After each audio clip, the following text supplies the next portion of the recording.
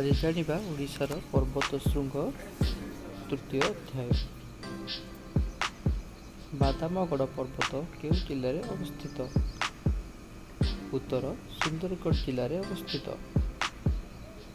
ଦ୍ୱିତୀୟ ପ୍ରଶ୍ନ, ଗନ୍ଧମାର୍ଦ୍ଦନ ପର୍ବତ କେଉଁ ଜିଲ୍ଲାରେ ଅବସ୍ଥିତ? ଉତ୍ତର କେନ୍ଦୁଝର ଜିଲ୍ଲାରେ ଅବସ୍ଥିତ। ତୃତୀୟ ପ୍ରଶ୍ନ, ଗନ୍ଧମାର୍ଦ୍ଦନ ପର୍ବତ କେଉଁ ଜିଲ୍ଲାରେ ଅବସ୍ଥିତ?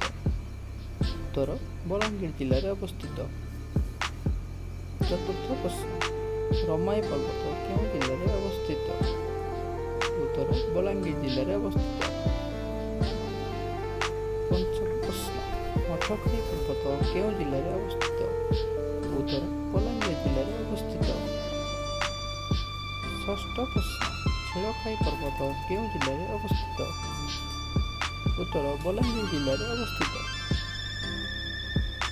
ସପ୍ତମ ପ୍ରଶ୍ନ, ପ୍ରଧାନ ପାହାଡ଼ ପର୍ବତ କେଉଁ ଜିଲ୍ଲାରେ ଅବସ୍ଥିତ? ଉତ୍ତର ଦେବଗଡ଼ ଜିଲ୍ଲାରେ ଅବସ୍ଥିତ। ଅଷ୍ଟମ ପ୍ରଶ୍ନ, ଗୋଲଦେଇ ପର୍ବତ କେଉଁ ଜିଲ୍ଲାରେ ଅବସ୍ଥିତ? ଉତ୍ତର ନୟାଗଡ଼ ଜିଲ୍ଲାରେ ଅବସ୍ଥିତ। ନବମ ପ୍ରଶ୍ନ, ନୃସିଂହନାଥ ପର୍ବତ କେଉଁ ଜିଲ୍ଲାରେ ଅବସ୍ଥିତ? ଉତ୍ତର ବରଗଡ଼ ଜିଲ୍ଲାରେ ଅବସ୍ଥିତ। ଦଶମ ପ୍ରଶ୍ନ, ସପ୍ତଶଯ୍ୟା ପର୍ବତ କେଉଁ ଜିଲ୍ଲାରେ ଅବସ୍ଥିତ? ଉତ୍ତର ଢେଙ୍କାନାଳ ଜିଲ୍ଲାରେ ଅବସ୍ଥିତ। Thanks for watching. Please subscribe and like my channel.